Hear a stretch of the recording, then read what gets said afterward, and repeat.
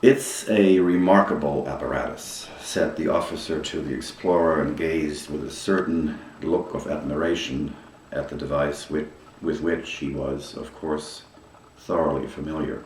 This is the first sentence of Kafka's story of the year 1914 in the Penal Colony. It is a story, at least on one level, about a penal colony in which the system of justice, and particularly the procedure of execution, is as bizarre and as ghastly, as horrible as anyone might be able to imagine. Kafka wrote the story in about 2 weeks in October of 1914. He was mainly at work during this time at his great and unfortunately unfinished novel, The Trial. He had reached somewhat of an impasse with the trial. His writing, which had been going very well, had slowed. He decided to take first 1 week and then another week of vacation to try to force himself through that impasse with the trial. But instead, Kafka turns away from the manuscript of the novel and begins writing the story in the Penal Colony, which he finishes, or nearly finishes, actually very quickly, in about 2 weeks.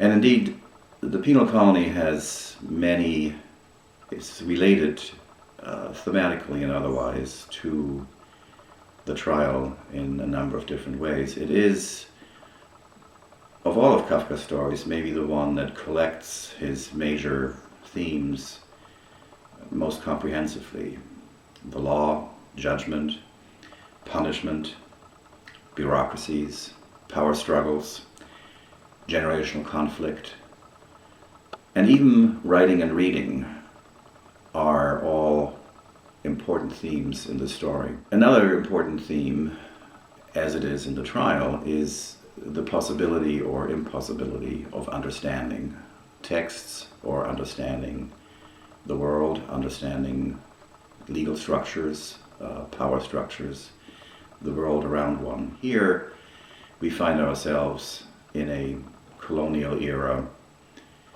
penal colony patterned maybe roughly after Devil's Island or other French, Russian, or British penal colonies of the time.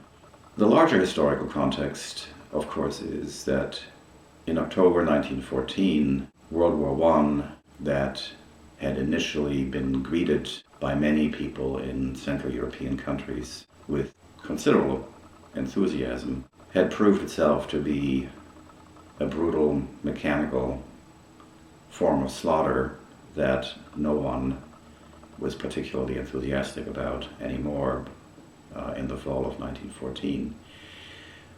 Both of these historical contexts, although never directly mentioned, are very much in play as the reader tries to understand what goes on in this strange judicial procedure in which a condemned man is forced to understand his judgment with his wounds.